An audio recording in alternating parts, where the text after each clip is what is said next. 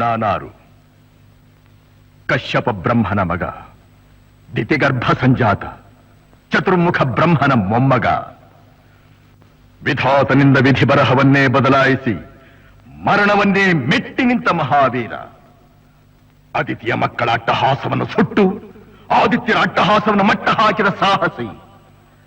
ಅತಳ ವಿತಳ ಸುತಳ ರಸಾತಳ ತಳಾತಳ ಮಹಾತಳ ಪಾತಾಳಗಳನ್ನು ಪಾದದಡಿಯಲ್ಲಿ ತುಳಿದಿಟ್ಟ ಪರಾಕ್ರಮಶಾಲಿ.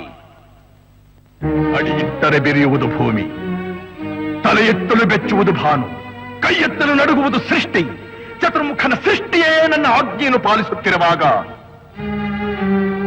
ಯಕ್ಕಶ್ಚಿತ್ ನನ್ನ ಮಗ, ನೋ ಜನ್ಮ ಕೊಟ್ಟ ಮಗ, ನನ್ನ ವಂಶವನ್ನೇ ಬೆಳಗಬೇಕಾದ ನನ್ನ ಕುಮಾರ, ನನ್ನ ಆಶಾ ಜ್ಯೋತಿಯಿಂದ ಎಂದು ನನ್ನ ಮನಸ್ಸಿಗೆ ನೆಮ್ಮದಿಯಿಲ್ಲವೆಂದರೆ ಛೀ, ಇದೊಂದು ಬದುಕಿ, ಇದೊಂದು ಜನ್ಮವೇ, ಎಂತಹ ದುರ್ವಿಧಿ, ಇದೆಂತಹ ದುರ್ವಿಧಿ.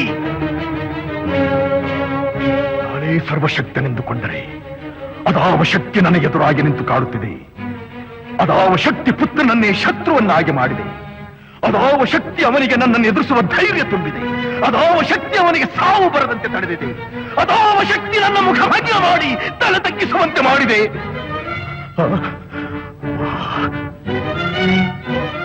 ಅವನೇ, ಆ ದುಷ್ಟನೇ, ಆ ನನ್ನ ಕುಲವೈರಿಯಾದ ಹರಿಯೇ ಇದಕ್ಕೆಲ್ಲ ಕಾರಣ.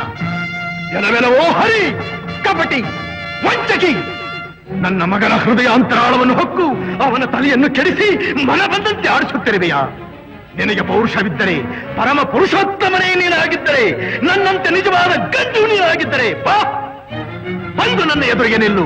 ನಿನ್ನ ಉದರವನ್ನು ಬಗೆದು ನಿನ್ನ ಕರುಳುಗಳನ್ನು ಮಾಲೆ ಹಾಕಿಕೊಂಡಿದ್ದರೆ ನಾನು ಹಿರಣ್ಯಕಶಿಪುವೇ ಅಲ್ಲ, ನಾನು ಹಿರಣ್ಯಕಶಿಪುವೇ ಅಲ್ಲ, ನಾನು ಹಿರಣ್ಯಕಶಿಪುವೇ ಅಲ್ಲ.